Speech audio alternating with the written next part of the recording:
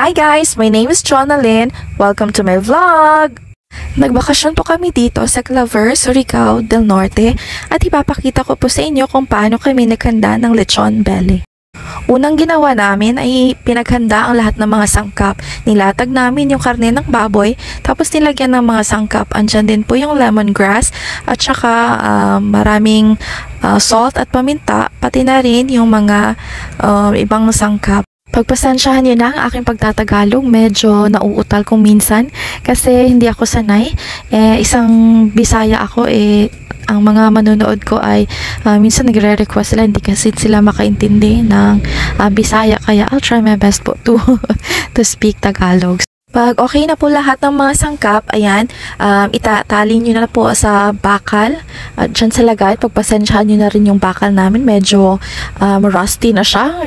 Wala nang ibang pero hindi naman yan nakakahilo. Kumbaga, masarap pa rin ang kain namin dyan. So, while waiting, ang ganda dito sa place ng uncle namin kasi at sa tabing dagat lang kami. And then, marami din siyang mga alagang mga hayop, katulad ng mga manok and mga ducks.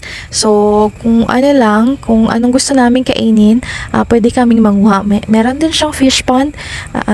May doon, may mga shrimp and bangus at tilapia. So, ang saya. So, dyan after that, pag natali na siya, lalagyan lang ng mga sauce.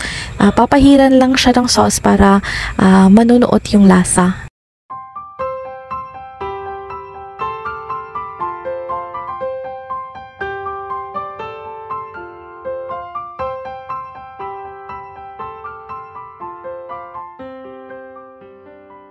So, ayan, pinaikot-ikot na ang baboy. So, in between lang nilalagyan ng mga sauce para manunuot talaga yung lasa niya. And then, akala ko madali lang yan. So, it takes hours din pala. So, ayan, luto na ang aming lechon belly. So, very crunchy na siya and very yummy. So, yan lang po. Sana na-enjoy niyo ang panonood. So, hopefully, you will subscribe po to my channel. You can click like and then hit the notification bell para po ma-notify kayo every time may mga bago akong upload. So, hopefully you have a great time. Bye!